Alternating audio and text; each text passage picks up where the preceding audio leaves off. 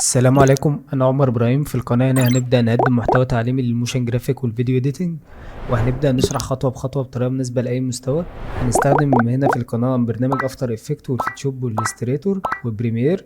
كل اللي عليك بس تدوس لايك وتشترك معنا في القناه عشان تتابع معنا خطوه بخطوه. ويلا بينا على الفيديو. في الفيديو ده هنبدا نشرح الفيديو اللي قدامنا ده. Feeling stuck, even when you're trying your best? That feeling isn't failure, it's frustration before growth. Everyone you admire felt lost before they moved forward. Don't quit because it's hard. في البدايه هننزل من اللير فوق هنا سوليد كده، وهنخليه باللون الابيض. بعد كده من افكتس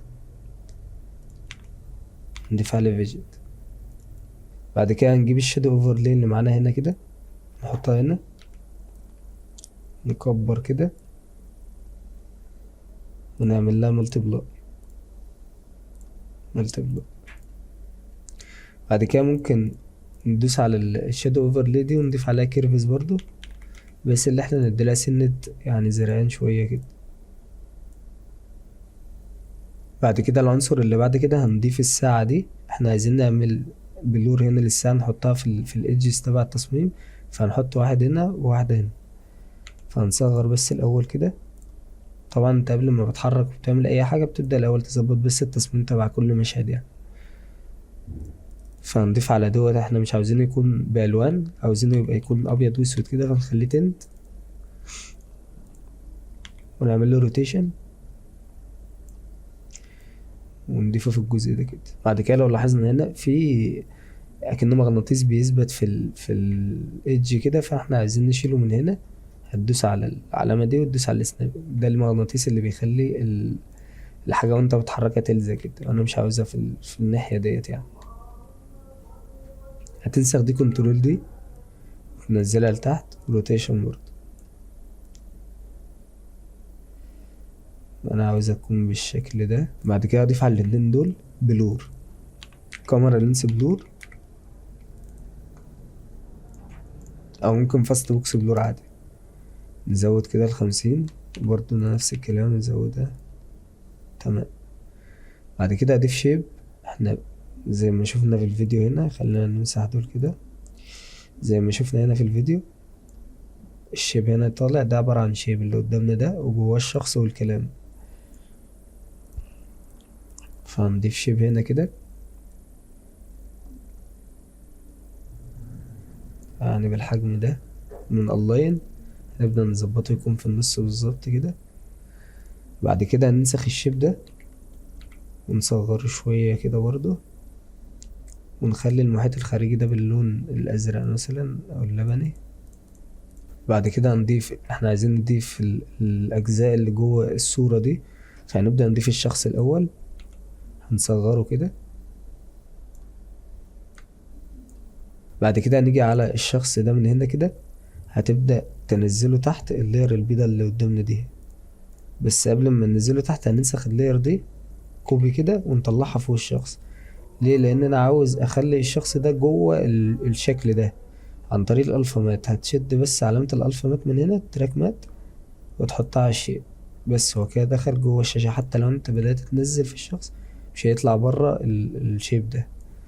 بعد كده انا مش عاوزه يبقى باللون ده طبعا، هحط عليه تنت،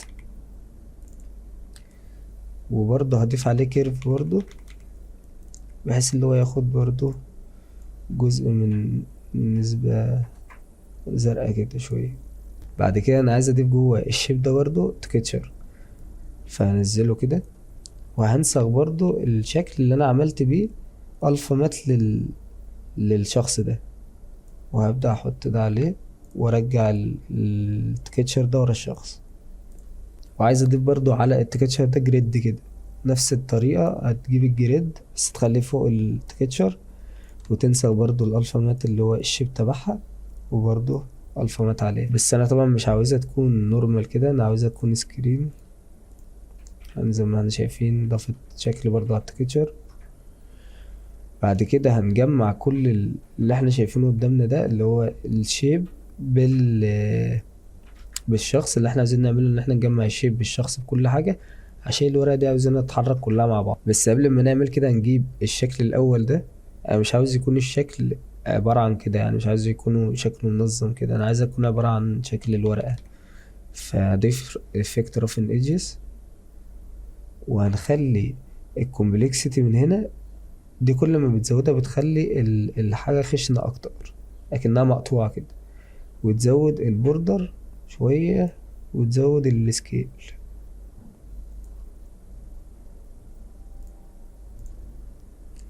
لاحظ ان التأثير اتعمل بس مش بدرجة كبيرة، فهزود البوردر شوية والسكيل شوية برضه. هتنسخ دي وتحطها برضه على الشيب اللي بعده اللي هو اللي جوه، برضه تضيف عادي على الالفا مات تبع كل شكل. زي ما انتم شايفين انه بقى التأثير عبارة عن اكنه ورقة مقطوعة كده. بعد كده اجيب صورة البن اللي معايا دي، اللي هي حاجة اكنها لازقة الورقة في الحيطة كده، اصغرها شوية واخليها هنا بالشكل ده كده. ضيف عليها افكت تنت برضو. بعد كده انا عاوز اضيف برضو عنصر كمان للتصميم هنا اللي هو الحبل، فهضيفه من هنا كده، اصغر حجمه شوية، خلي كده، اصغر شوية كمان. انا عايز الحبل ده يلف روتيشن كده، وفي نفس الوقت يتحرك، يعني يكون اكنه طالع لفوق كده، بيتحرك الزاوية دي كده، عن طريق اللي انا هضيف افكت موشن تايل ميرور ايدجز. هنفعلها من هنا ونخلي الاوت بوتس 200 بس، يعني متخليش الاوت بوتس كتير عشان الافكت ده تقيل شوية. لو حركنا زي ما احنا شايفين كده من تايتل سنتر هتلاقيه عادي بيتحرك معانا اهو. هتضيف فوقه تنت برضو، وهننسخ جزء من الحبل ده، هنلف روتيشن كده ونجيبه بالشكل ده كده. بعد كده فضل لنا هنا اللي احنا هنكتب الكلام على المشهد. الكلام هنا كان بيقول ايه؟ فيلينج. لو عايز يعني تخفي حاجة او تظهر حاجة معينة بس في الفيديو، بتدوس على النقطة اللي هنا دي بس. انا ظهرت بس الفيديو اللي انا كنت عامله. هنيجي هنا ونضيف الكلام، نستخدم هنا خط مونت بولد ايطاليك مثلا. هنبدأ اللي احنا نضيف بستخدم انا هنا الموشن تول، لان الموشن تول بتعمل لي هنا ايه، بتخليني مثلا الانكور بوينت دي بدل ما اجي اصغر مثلا وتصغر من الناحية اللي تحت، لا انا بحب دايما اسنتر الانكور بوينت على طول بخطوة، فبتدوس هنا بس، فبتسهل عليك الوقت يعني. فهبدأ اصغر دي كده، تبقى هنا مثلا، وتاخد اللون ده وانسخها كنترول دي.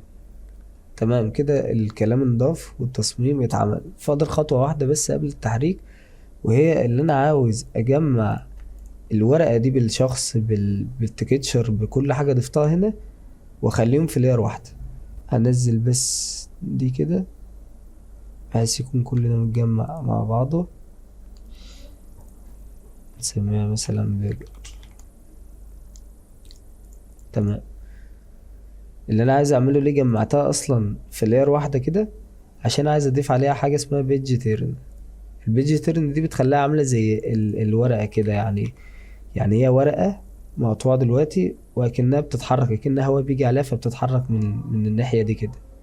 انا ضفت البيج تيرن هنا كده. هاجي من العلامة دي الحاجة اللي انت بتستخدمها عشان تتحكم في اي افكت، العلامة اللي زي دي كده، فبتحركها بس كده. انا اخترت هنا ايه، بوتوم رايت. بوتوم رايت ده اللي هو من اسفل يمين، يعني الحتة دي هي اللي هتتحرك. لو اخترت مثلا اي حاجة من هنا، لو انت عايز تحركها من هنا مثلا توب رايت، هنا توب ليفت مثلا، وهكذا. فهنيجي هندوس عليه كده، هنرفع الافكت هنا كده.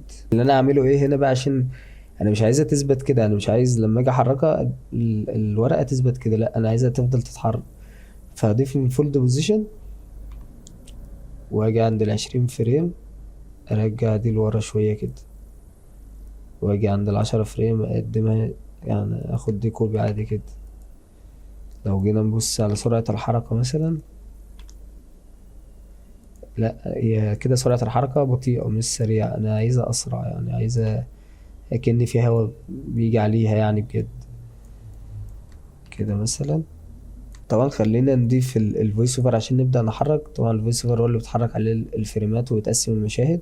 انا كده لحد دلوقتي انا تمام، يعني كل ده متحرك تمام.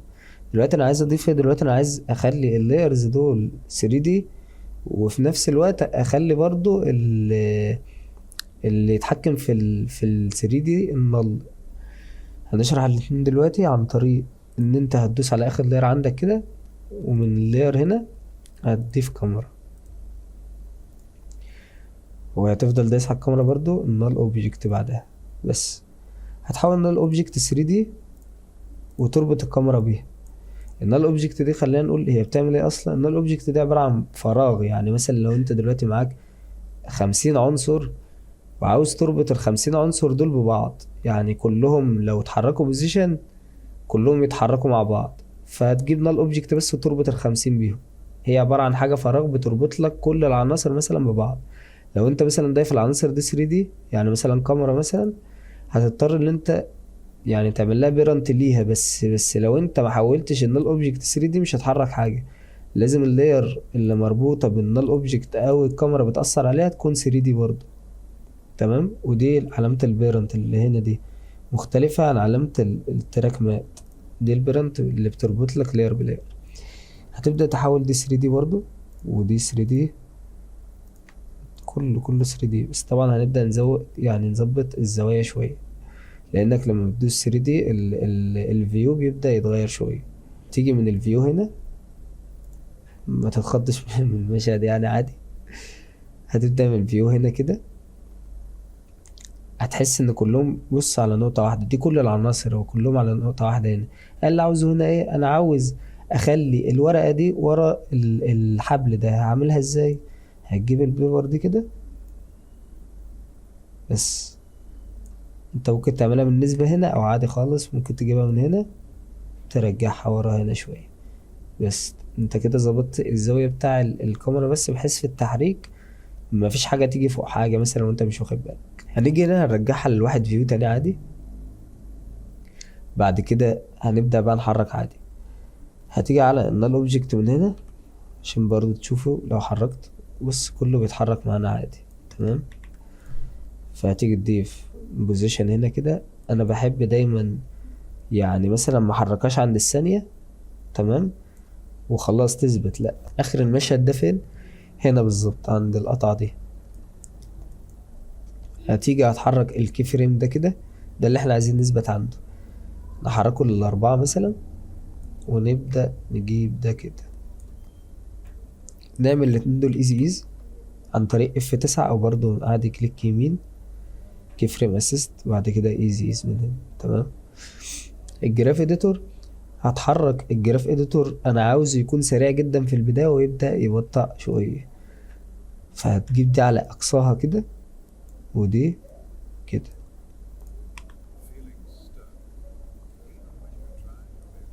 لا عايز اعمله كمان ايه؟ اللي انا اضيف موشن بلور على اللايرز اللي موجوده. اللي انا عاوز اعمله كمان ايه؟ ان الحبل اللي قدامنا ده عاوز احركه بالموشن تايل.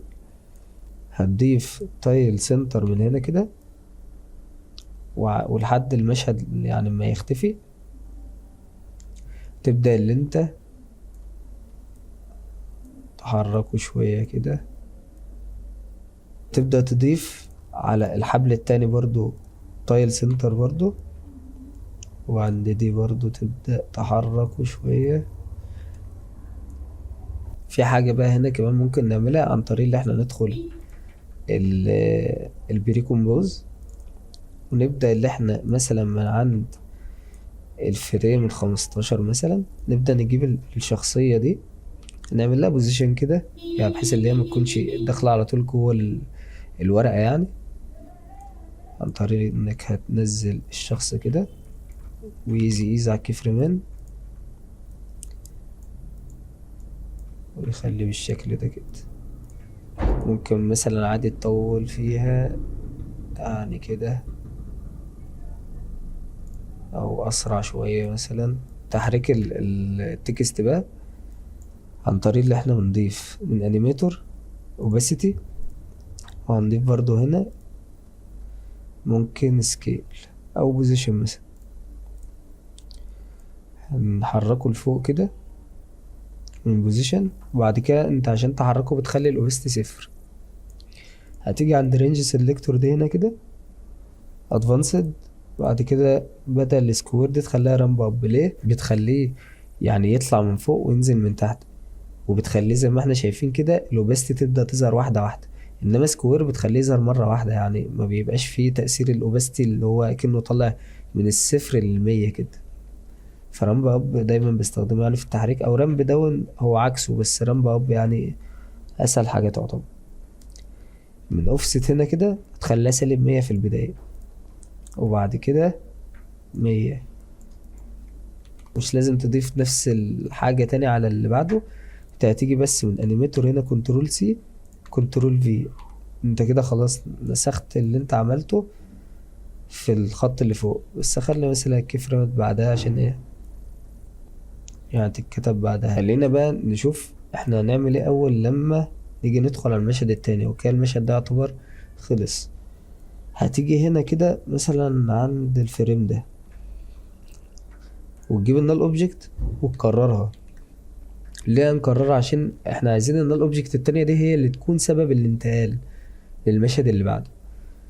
فالاول هتشيل من عليها البوزيشن ده كده وتضيف بوزيشن جديد، وتربط النال اوبجكت اللي احنا عاملينها في الاول دي بالجديدة. ايه اللي حصل دلوقتي؟ كل اللي مربوط بالنال اوبجكت القديمة دي هيتحرك مع الجديدة اللي انا عملتها. فهاجي على الشكل اللي قدامنا النال اوبجكت ده، وانا عاوزه عند النقطة دي بالظبط يكون المشهد اختفى اصلا.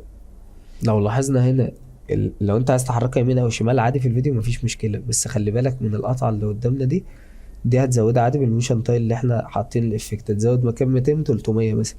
بس الفكرة كلها هتحس ان الجهاز هيرندر ابطأ شوية. بس هنحاول نزود بس الحبل ده شوية بالموشن تايل. بس نعمل الافكت الاول كده، هتيجي لحد هنا ما تطلعوش بره المشهد، وبعد كده تقص ايز. بعد كده من الجرافيتيتور انا عايز بدل ما بخليها سريعة جدا بعد كده بطيئة، لا انا عايز اخليها بقى بطيئة جدا بعد كده سريعة، اللي هي كده.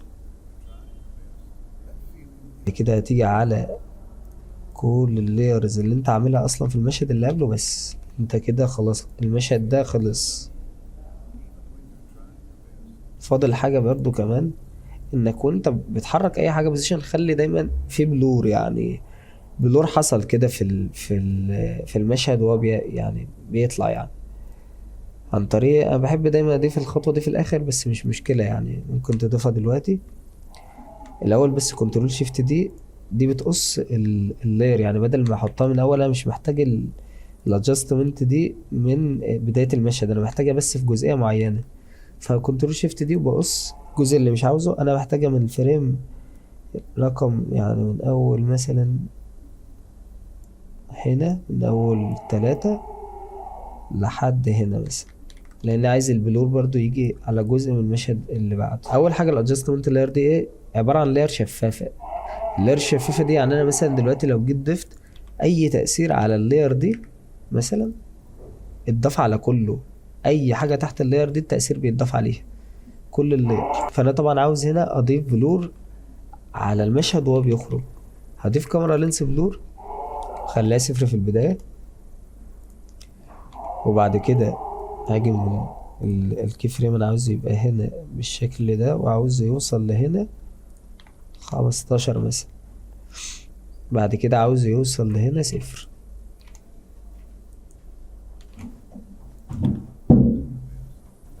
هنيجي على المشهد التاني هنضيف الايد هنا، هنبدأ نصغرها كده. انا عاوز الايد دي تكون هنا مثلا، كبرها شوية كده مثلا، اضيف عليها تنت، بعد كده اضيف عليها كيرف شوية. عايز ازود الكونتراست شوية فيها، وبعد كده من البلو يعني بالشكل ده كده. هاجي عند الايد دي انا عاوزها تكون 3D، بس قبل ما تكون 3D عاوز انزلها تحت البلور عشان تاخد من تأثير البلور اللي احنا قلنا عليه. مش هضطر هنا ان انا اضيف كاميرا ونال اوبجكت عادي يعني حاليا، يعني ممكن اضيفها في اخر المشهد او لأ، بس هتضيف هنا من بوزيشن عادي خالص بال3D. وانا عاوز دي تكون جاية بالشكل ده كده.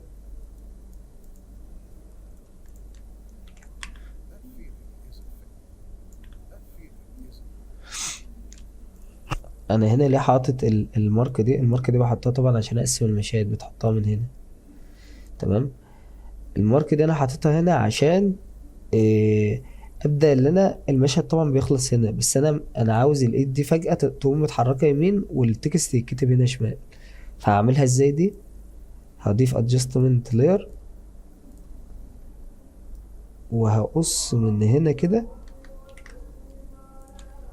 وعاوز دي تيجي ناحية الجزئية دي، يعني جزئية مش كبيرة، تكون بسيطة خالص، يعني مثلا 20 فريم وليكن. هضيف عليها ايه؟ هضيف عليها ترانسفورم. ترانسفورم ده اللي هو افكت عادي جدا، زي مثلا سكيل، بوزيشن، روتيشن، وبستي، كل الافكت اللي موجود كل جوه لاير. بس الفكره كلها اللي بنضيفها اصلا ادجستمنت لاير، لان لو جيت هنا ودوست سكيل مش هيكبر اي حاجه، يعني مش هتاثر على اي لاير حرفيا. انما الترانسفورم لا، ياثر اي افكت ياثر على اللي تحته. فعشان كده بنضيف الترانسفورم هنا. وبرده مكان الترانسفورم هضيف كمان سلايدر كنترول. هنيجي من بوزيشن تبع الترانسفورم. ليه؟ لان انا عاوز يحصل اهتزاز فجأة كده عشان دي تحود يمين. فهاجي من بوزيشن هنا الت وادوس على الساعة دي، عشان تضيف اكسبريشن بتدوس الت وتدوس على الساعة دي، وهحط كنترول في ده. طبعا كل الاكسبريشنات والصور اللي انا عملتها هنا ان شاء الله هرفعها في الدرايف او اللينك في التعليقات ان شاء الله. بعد كده هاجي من انا دلوقتي ضفت الترانسفورم، بس مفيش قيمة، يعني مفيش قيمة اتضافت عشان تحرك لي. فالسلايدر كنترول هي دي مهمتي. هنخليها 0 من هنا، وبعد كده تيجي هنا تخلي دي وليكن بحب اخليها زيادة شوية 80. وعشان اللاير ما تسحبش منك كده بره المشهد، هقول لك دلوقتي تعمل ايه برضو. بعد كده بتجيب دي في الاخر 0 ازيز، هتيجي للسكيل تكبرها شوية كده 110. بعد كده تيجي هنا تصغرها 0 تاني. انا حابب برضو ان انا اضيف اكسبوجر على الانتقال ده، بعمله 0 من هنا كده. وبعد كده هنا بخلي دي قيمتها 1. بعد كده هجيبه هنا اخليه 0 تاني. لو جينا نشوف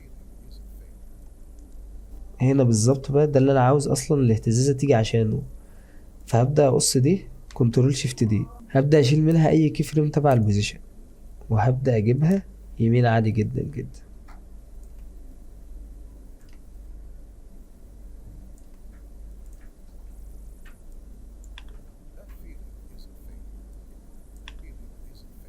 برضو اتأخر شوية، يعني انا عاوزه، لا انا عايزه اسرع من كده. يعني مثلا هنا، وده مش عاوزه كده بالظبط، انا عاوزه كده بالظبط. هنبدأ نضيف على اللون تبعنا اللي هو اللي احنا بنستخدمه حاليا في الفيديو، وبرضو لون يعني اغمق شوية كده. ممكن مثلا لون زي كده. هنبدأ نعدل عليه، ممكن ترجع الانكور بنت دي هنا، تزود دي هنا كده، بحيث يعني الإضاءة هنا تبان أكتر. وهنا هنيجي على ديب جلو، أنا كنت ضايفه في الفيديو هنا، بس طبعا هنقلل الجزئية دي شوية برضه عشان المشهد يكمل. هنبدأ نضيف ستروك هنا كده باللون الأسود، يعني هنجيب كيرفات كده كيرف يبقى كده مثلا، نشيل الفيل، نجيب كيرف كمان من تحت كده بالشكل ده، ممكن نعمل لهم تقاطع، نبدأ نقلل الاوباستي بتاعهم أوي أوي يعني مثلا لا مش كده، يكون 20. تمام. عشان المشهد يبقى معاك منظم اكتر بقى، هنبدأ نقص الحاجات اللي احنا ضفناها دي لورا عشان نشوف المشهد التاني براحتنا، ده الاول مثلا ده التاني، وهكذا يبقى النظام افضل يعني. وبرضه تقص ده لان ده اخر المشهد معانا، ودي برضه.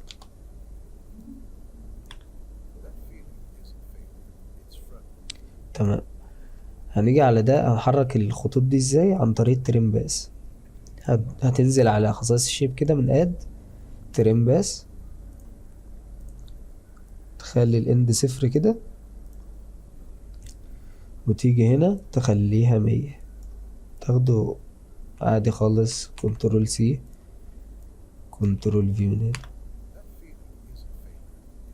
تمام. بالنسبة للتكست عادي جدا زي ما احنا قلنا، احنا معانا اصلا التكست اللي احنا حركناه في البداية، فهتيجي من هنا انيميتر كنترول سي عادي خالص، وبعد كده على التكست هنا كنترول في، وده كنترول في. بعد كده هنا هنبدأ نكرر adjustment layer تبع الاهتزاز اللي احنا عملناها، بحيث ان احنا برضو نشيل المشهد ده كده. برضو في حاجة لو انت عاوز تظبط يعني تعرف المشهد الاول من التاني وكده، ممكن عادي خالص تجيب تحدد مثلا ده المشهد الاول اهو، تدوس على النقطة دي، هي دي بتلون كل لاير يعني، بتدوس عليها بس كده، كده انت لونت المشهد الاول مع بعضه، كده انت عرفت ان ده كله المشهد الاول. هتيجي برضو دي، ده كله كده المشهد التاني. هننزل المشهد اللي بعده، دي الصورة اللي احنا هنستخدمها. انا عايز اخلي دي، عايز اخليها بالحجم ده عادي زي ما هي،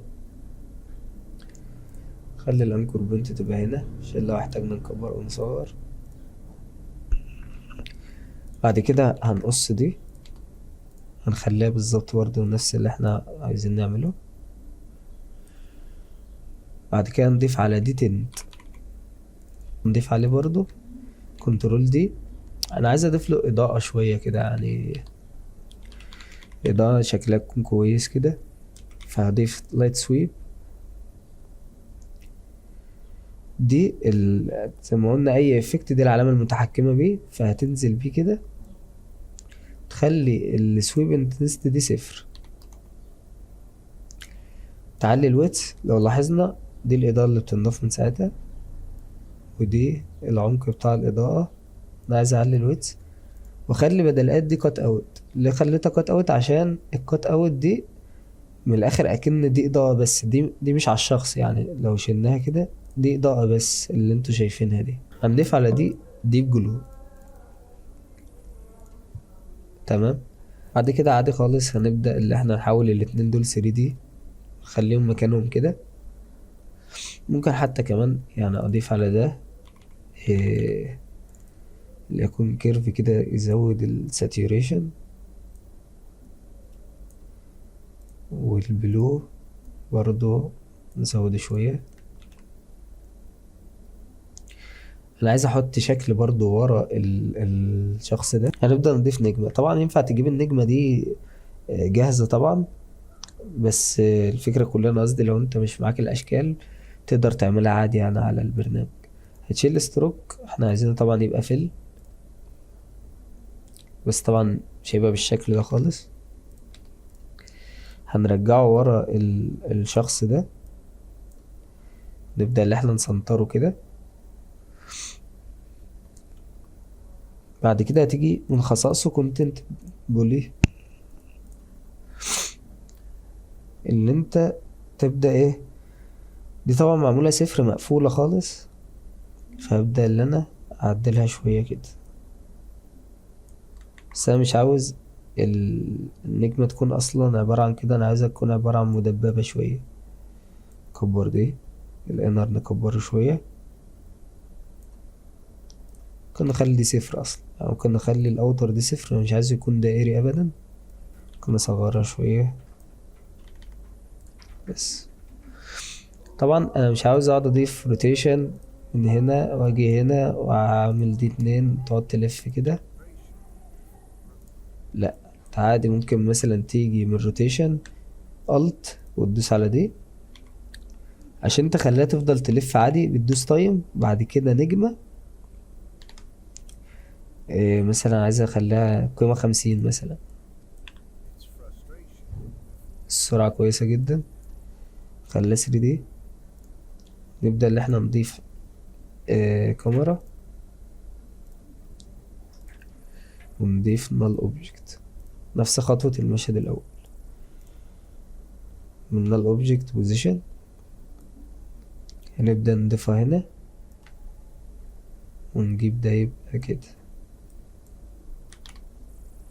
easy ease. بعد كده جراف editor أقصى شمال، بعد كده كده. ممكن نخلي دي أبعد شوية بحيث المشهد اللي بعده يعني. طبعا المشكلة دي حصلت دلوقتي، هنعرف برضو دلوقتي ليه. زي ما قلنا لما تيجي تضيف ليرين ورا بعض 3D، خلي من الفيو هنا، الفيو قدامك هتيجي كلهم بص على نقطة واحدة اهو، هتيجي ناحية الشيب ترجعه سنة بس انت كده حليت المشكلة كلها. طبعا ده التكست قدامنا. التكست هنا انا ضفت برضه حاجة تانية من الديب جلو، ينفع تخلي من التنت هنا زي ما انتم شايفين، بدل ما تخليه يبقى اوف ممكن عادي تخليه يبقى لامع بدرجتين، يعني الابيض واللبني مثلا. فانا خليتها دو واخترت اللونين دول عادي. وبس كده وصلنا لنهاية الفيديو. متنساش تفعل زر الجرس وتشترك في القناة وتدوس لايك. السلام عليكم ورحمة الله وبركاته.